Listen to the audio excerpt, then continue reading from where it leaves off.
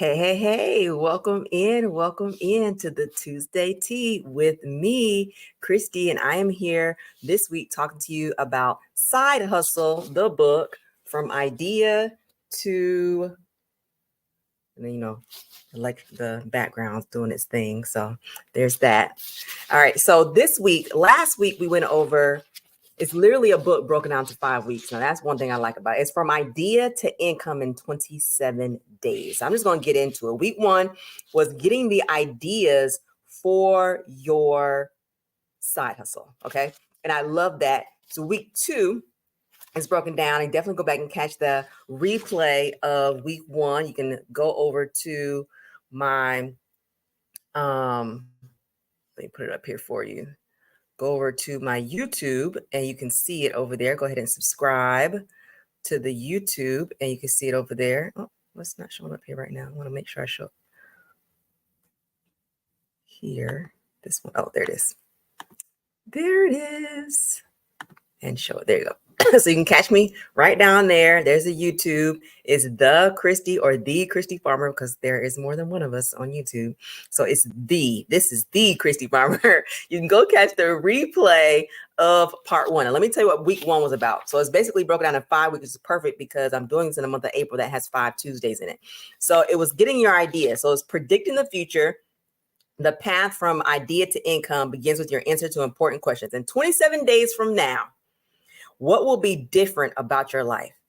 That's the tea right there. Does anybody ever think about that? Like, what can I do so that 27 days from now, my life can be different? We always, and I feel like we think about things in like year goals. And it's going to take me a whole year to get things done. I remember telling my podcast co-host that by 45, I'll be a millionaire. And she's like, why 45? You can get this done in 2 years.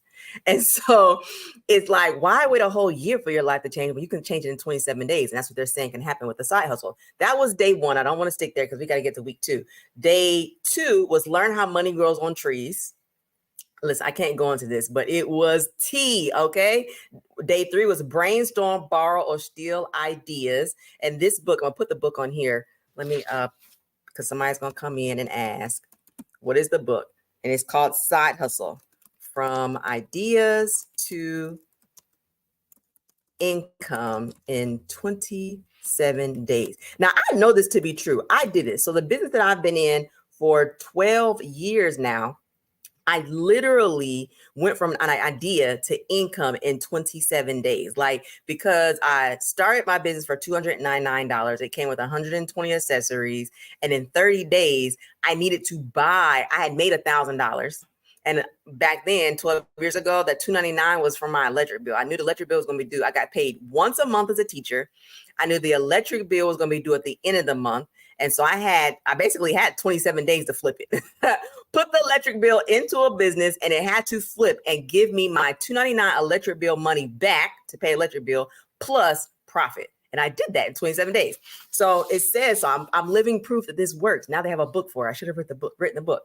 So number 3 was brainstorm, borrow, or steal ideas. Day 4 was weigh the obstacles and opportunities of each idea. Day 5 was forecast your profit on the back of a napkin. Reason is saying back of a napkin because it's not rocket science, y'all. You can literally take out a notebook.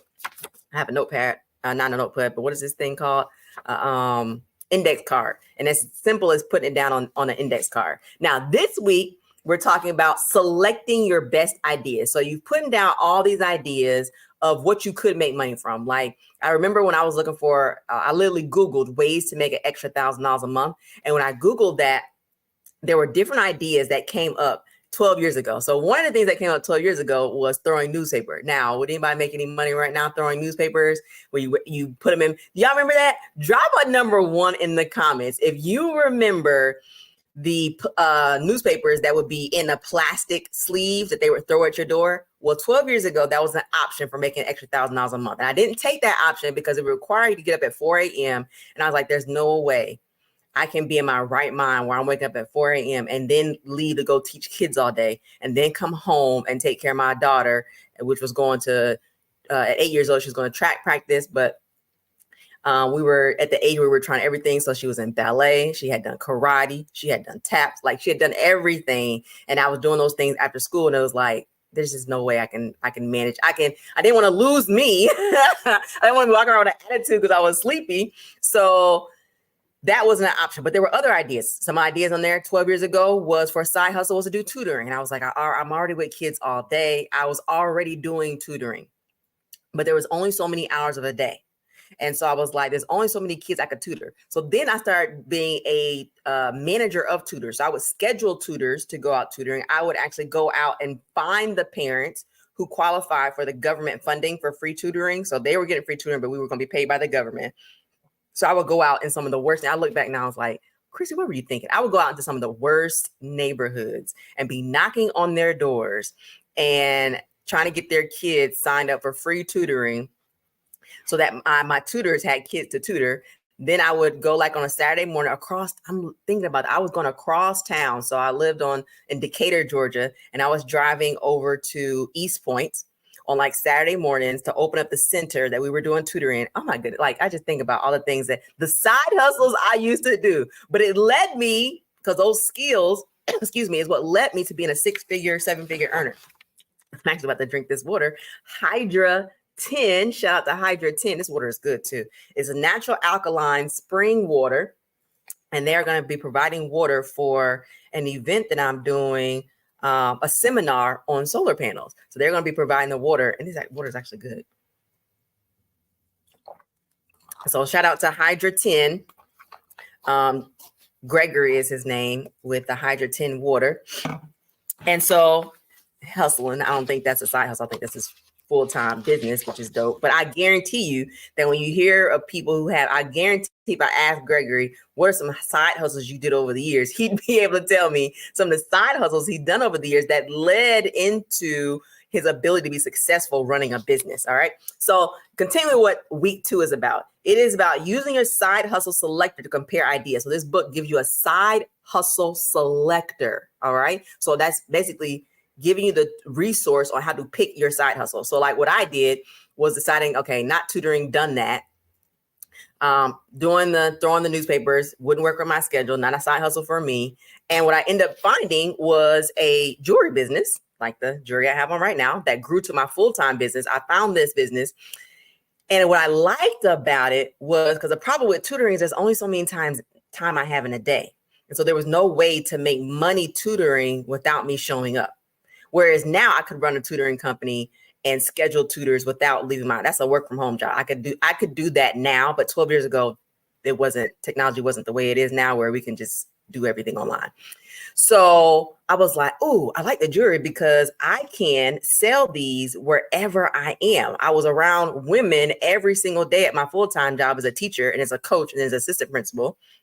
I was going to church. Church houses are full of women that always come to church with jewelry on, right? You got to be the best dressed on Sunday with your nice hat and your jewelry. And so all the things I was already doing in my life fit this side hustle. Then it grew to being a full-time business. So I can literally apply, and I'm going to share with you some days. So this side hustle selector basically did what I was able to do for me. So if you are having a hard time doing what I was able to do naturally, this book, The Side Hustle from Idea to Income, did that. Okay. So day 7 says, become a detective. 8, have imaginary coffee with your ideal customer. I love that. We're going to definitely talk about that in more depth in a minute. Transform your idea into an offer. You have to be able to offer what you're doing, or solar panels, what I'm doing also, to people. Then you need to create your origin story. Okay, so that is week 2. These are things you do in week 2. So let's jump into it. Week 2 starts. Oh, it doesn't have page numbers. Let me go back and see what page it starts on. Page 55. So I'm gonna jump in 55, and I'm gonna go over some things that I took notes on in this that I think is like really standout things for you guys today. To definitely get the book, but also some things that stood out to me. I'm gonna go to the end because it has a and some of the stories he has in here that explains this stuff, I think I'm not going to go into those stories, but even more reason for you to get the book and have it. And this is one of those books that as you're going through life and you decide to stop one side hustle and pick up another, or if you're in the middle of a side hustle and you're like, this is not going how I think it is, you can come back to this blueprint and like, oh, I need to go back to that. I dropped the ball on that. Speaking of something you might drop the ball on, let's get into that. This is your avatar. Have you ever heard, drop number 3 in the comments if you've ever heard in a training, I've heard in plenty of trainings I've been to, about creating your customer avatar. Somebody drop that in the comments. It's customer avatar.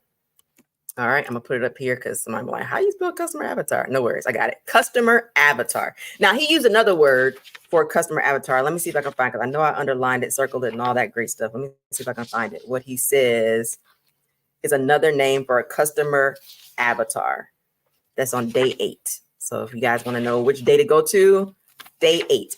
It says, if she wanted things to be different, she had to stop complaining and start taking action. Oh, there it is again, that taking action part. But I'm going to skip on over to this. Start with one customer. Every side hustle has a target customer. Somebody drop target customer in the chat. Every side hustle, every business has a target customer, okay? And your target customer, it says right here on page 74, is a specific type of person that its product or service is designed for. You are doing your side hustle, your business, a disservice if you're trying to get everybody. This is not about getting everybody. This is knowing who now, will you pick up some other people who weren't your target customer or target market or your customer avatar? Will you pick those people up by happenstance just because they were in the room or they were near somebody and they value your target customer's opinion? So because your target customer did it, they're going to do it too. Yes, that will happen, but you will waste your time. This is one thing. If you're getting frustrated if you like what you do, but you're frustrated with your clientele, that means you aren't targeting the right people. Okay. So what says right here that sometimes these target customer are called avatars. So that's what I was saying. Target customer or customer avatar. They're interchangeable. So if you're in trainings and you hear target customer or you hear customer avatar, they're one and the same. The better you can understand those people, 1, you know who they are. 2, you know what they need. And 3, where their pain points are. So for example, in solar panels, the second business that I have, which is pretty much like jewelry is my full-time business, and solar is currently my side business or my side hustle. In my side hustle, I know that part of my target customer are electric car drivers. Why is that? 40% of electric car drivers get solar panels.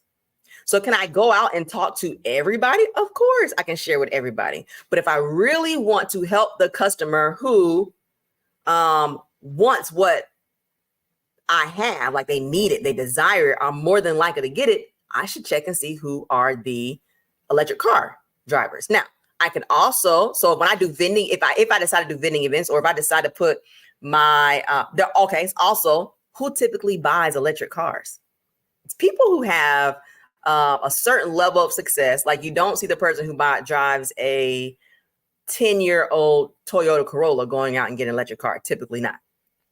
So there's the advertisements that come to my home. Well, my home happens to be considered in the zip code of upscale homes for my area. Now, I only know this because I went to a networking event and the lady who you talked to about putting the ads in the paper said this. She said she didn't say it for my neighborhood, but she says these go out to the upscale neighborhoods. Well, I get it.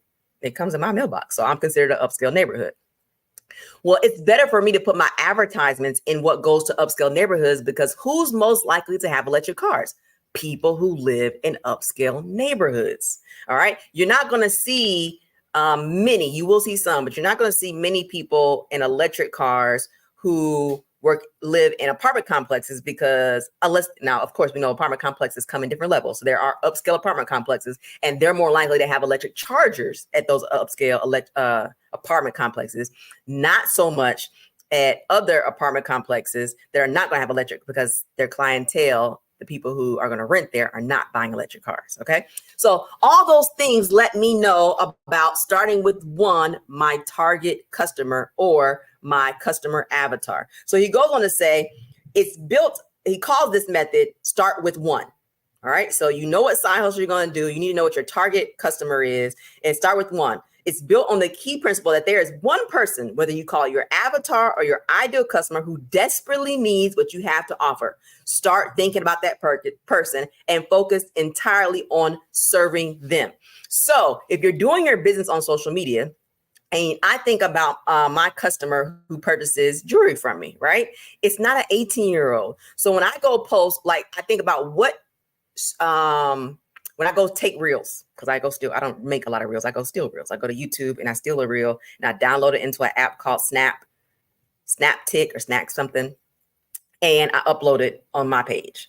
And when I think about which ones are going to attract my target market, like usually the women, my target customer for jewelry is a woman who is a homeowner, is a woman who is in their career, is a woman who has children that are in high school or college. Now, of course, there's outliers, but the 18 or 21-year-old who's wearing my jewelry, my customers got it because their mother bought it for them, or their grandmother bought it for them, or their auntie bought it for them, right? So I'm going to post a reel that speaks to that woman. So it might be about gardening. Excuse me. Drink some more of this Hydra 10 water.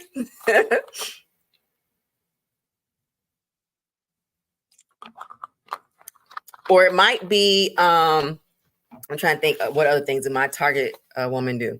All right. So if there's a new gadget that comes out, the gadget is related to makeup or is related to something fashionable that's going to make their life easier, I can do a reel about that, because all those women is going to be attracted to that reel, or that social media is going to put in front of a certain kind of woman. Is my kind of woman. It's my target customer. It's my customer avatar. Now, I can also do things about toddlers, because my women of my age might have toddlers also, but it should be a reel about like a woman like me, right? Who has a 16-year-old and also a toddler. So if I do a funny reel, I don't create it. I go find a funny reel and I share it. And it is about a mom in her 40s who decided to go have a toddler later on in life. Like they're sending their kid off to college and now they're at home playing games with a toddler. My target customer will be attracted to that. They're going to comment on that. And then I can talk to them and then have a conversation with them in DM and then offer them my website. All right, got it?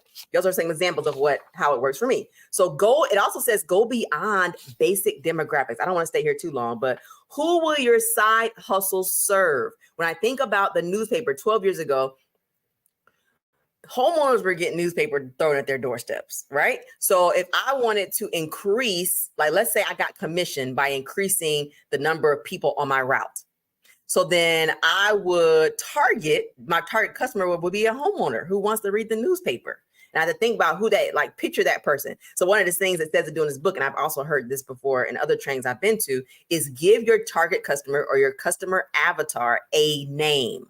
So you can physically see this person. Like you can even go to Google and find a generic picture of who this person is. So let's say it's Nicole, who is my target customer for this jewelry. I'm going to go find a picture of who I think Nicole looks like. So I'm making decisions about what to post on social media to attract her. I'm like, will Nicole respond to this? Nah, she ain't gonna respond to this. I'm not gonna post this.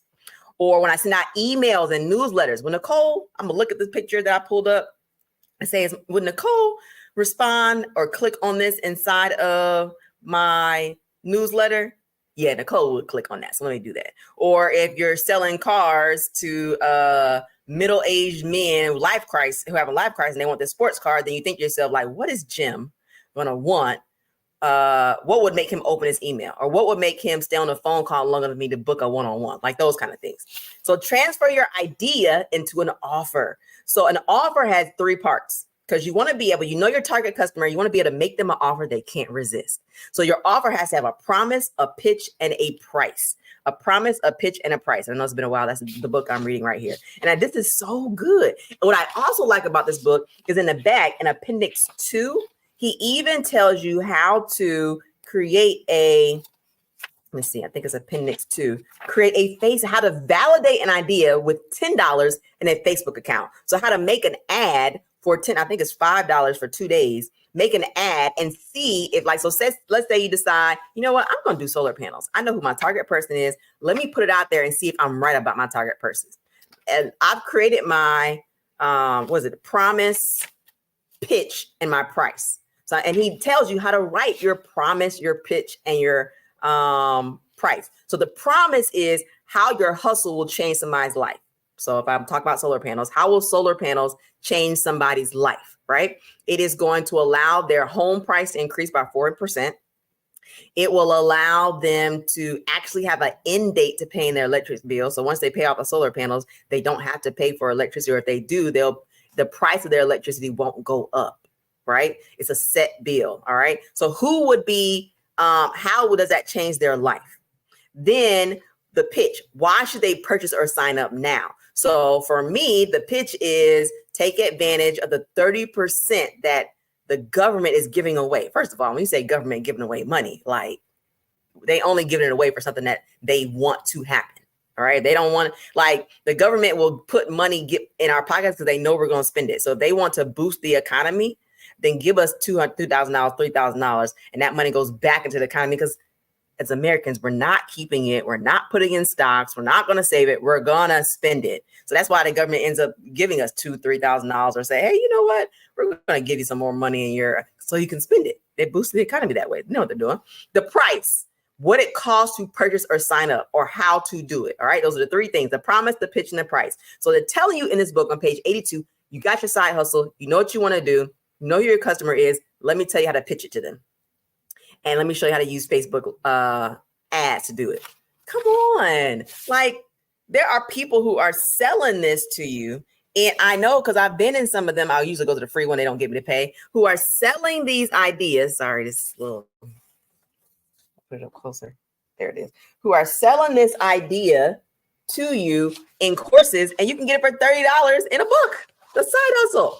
All right, so he continues with this, giving you copywriting. Now you create your origin story. Oh my goodness, the story is so important. So he gives an example of a Canadian who found love in Amsterdam, and then they went honeymooning in Nepal. And when they're in Nepal, they found out that, what was this material? Cashmere is so much cheaper. They're from Canada. Cashmere, and they went and got married because she's originally from Nepal. So they went and had the wedding ceremony in Nepal, where she's originally from.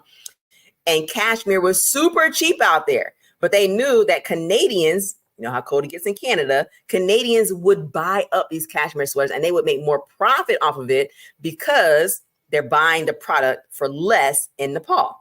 So it goes on to tell the story that they were making so much profit, and the part of the money goes back to helping the children there go to school, because so many kids can't afford school there. And because they're buying the cashmere from there and they're making a nice amount of profit, they're putting part of their money back into helping those girls there and the students there go to school. Now, that's their story. Are you more likely to buy a cashmere sweater from someone who tells you that story, that they went on their honeymoon, while on their honeymoon, they found this business idea, and as a result of the business idea being successful in Canada, now they can pay for students to go to school in Nepal? You're like, oh my goodness, I'm going to buy this cashmere sweater. I think I'm almost, this isn't cashmere. This is definitely a knockoff, but it does have that feel to it. All right. So it says, now they could just say that they just found this business and they want to sell their cashmere sweaters, but that story doesn't sell. Stories sell. Now, sometimes we think telling a story means you're lying, but this is their true story. It's better to tell that story and people fall in love with the support of you and knowing that it's going for something greater. People really do want to help other people, right? And they know it's going for something greater than just buying a cashmere sweater from some big name brand that's not giving back to the community in which they got the product from. All right. So side stories, and it gives you right here a template to fill out about your story, and gives you, I've always been interested in blank. So I decided to try blank. I was frustrated by blank and knew there was a better way. I made blank. So it's literally giving you the steps to do. So the recap, this is really short and sweet today, right? Is in this week 2, you're going to learn how to generate side hustle ideas. Remember, they're everywhere. Like you can literally go and do the Google search I did, Google ways to make an extra $1,000 a month. Now, I recently did a Google search and I put in, because I'm past wanting or needing or interested in a side hustle. Like I've done side hustles for 7 straight years, built it into a full-time business for 5 years. So anything I do next, I want a business. Or I wanted to have the capabilities of growing into a business like solar panels I'm treating as a side hustle right now. And it definitely has the ability to grow into a full business because certifications are required. Like it could be a full career change. I've gotten the first certification. I'm working on my second certification. And literally if all else fails, I need to go get a job one day. I can go work for somebody in the solar industry and make good money because I'm certified. So that's the beautiful part. So in addition, adding to the recap is I Googled ways to make an extra $10,000 a month. So you see how 12 years ago, I was Googling ways to make an extra 1,000 and I'll Google ways to make an extra 10,000. So you can Google ways to make whatever your monthly amount is, but this book is going to tell you how to decide which of the ideas are best for you to be successful in. One of the things I liked about this is the 5 parts to what determines a good side hustle. Let me see if I can find it because I underlined it in here. And watch me not be able to find it at the moment. It was in week 1, I think. Week 1, he gave 3. Oh, it was in week 1 where he gave 3, but in week 2, he adds the other 2 that makes it a good side hustle. Here it is. Week 1, he talks about feasibility, the ability to begin turning the idea into action in a short period of time. So you can take your idea into making money. That's what I consider action. Your idea makes money in a short amount of time. Profitability, the potential to make money from this idea in a short period of time. And persuasion, not only is this a good idea, it's a good idea now. Then the other 2 things he added to it is efficiency. How quickly can this be executed? So like I did a training, I think it was last year, on making money on Amazon. Plenty of people can do it. I could not execute that quickly because I just didn't like it. I didn't like everybody thinks, oh, you go find a product and you put it on there. No. There's way more research behind finding an actual product that's going to work. Way more research, right? And then you have to, the motivation piece is, how excited are you about this idea? I was not excited about doing any kind of research for Amazon products. And then the Amazon product doesn't stay for like 12 months. Like it might be a great product 3 months before Valentine's Day. And then once Valentine's Day hits, it's over. You got to find another product that's going to hit for springtime. And then after springtime is over, you got to find another product that's going to work in the summertime. And I'm like, and then it's not just like it's research behind it. I was like, I am not motivated to do this. All right. So that was one of my ideas that I put out there. And I decided that, oh goodness, all kind of messages coming through. Let me mute that. Surprised it wasn't a lot before then. So let me mute it. So those don't keep coming in because it's probably when you hit back to back like that, they're probably gonna keep coming. So I decided that's not a good idea for me. Now I didn't have this. Honestly, if I had this 5 like things to check off: feasibility, profitability, persuasion, efficiency, and motivation, I wouldn't even have paid for the training. I would have decided before, and the free, now they give you the free, hey, come learn how to do this for free. And then by the end of it, you're like, ooh, I'm gonna buy that and learn how to do that. I wouldn't even have paid for it because I'd have took it through this 5 steps and been like, not for me. So those are the 5 things you take it through. Now, solar panels hit that for me. Like I am super motivated because I'm a natural educator and I find there's a huge gap. Here's one of the gaps with solar panels is that I can't think of the government agency, but the government agency says that your electric prices are going to go up. Like it's going to happen. But 65% of homeowners don't think so. That's a gap between what's really going to happen and what they're preparing for. And I'm like, I need to educate the people. And I'm excited about that. I'm excited for people to be like, oh, I didn't know. I get that all the time. Oh, I had no idea it worked like that. I thought, or people who've had analysis done 2 years ago. And what's happened in the solar industry 2 years ago compared to now is, I mean, just think about it. 2 years ago, we were in a pandemic. So there's a lot of things that you'd have got quoted on 2 years ago that is not the same today, right? So this checklist works for my new side hustle.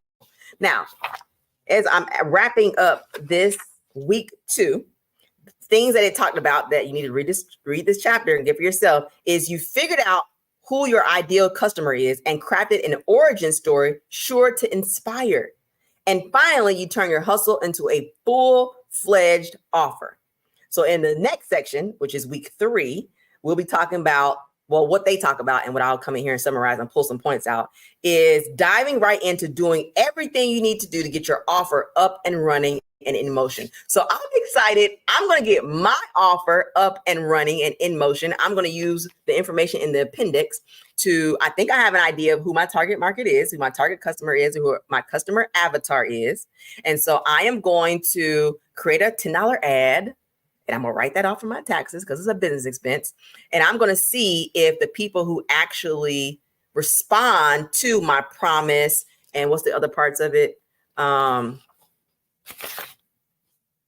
What 3 parts? This is why you need this book, because you need to be able to go back to some of this stuff. If y'all remember what 3 parts are, you're winning: the promise, the pitch, and the price.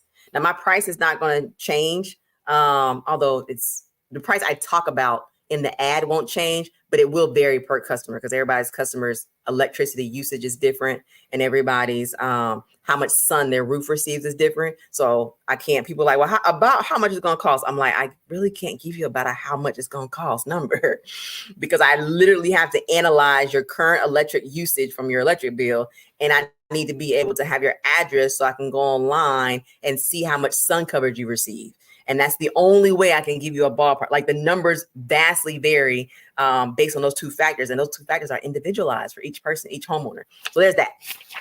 I'm just giving you examples of how this applies to my own business. All right. So at the end of this, you should have your avatar, know who your target customer is. And then it's a whole nother thing to figure out how you're going to pitch to them. So next week, prepare for, so let's go again. You will know how to use the side hustle selector, become a detective, have your imaginary coffee with your ideal customer. So like if you were sitting across from your ideal customer right now, what would they be talking about? That's the kind of things you post on social media. That's what you put in your blog post. That's what you put in your email newsletter. And then create your origins story and share it in an ad. All right, so next week, catch me back here. Now, go ahead and hit that. Go right there, youtube.com/the-Christy-Farmer. Subscribe, like, share it. Catch up if you missed last week. Watch the replay. What I love about YouTube is that when you do replay, you can do it at 0.5, 0.25. You can speed it up. Love it. All right. With that being said, as always, thank you so much for joining me in here with the Tuesday tea with me. And this week it was Hydra 10 water. And I'll see you back here next week. Same time, same place. Love ya. Bye.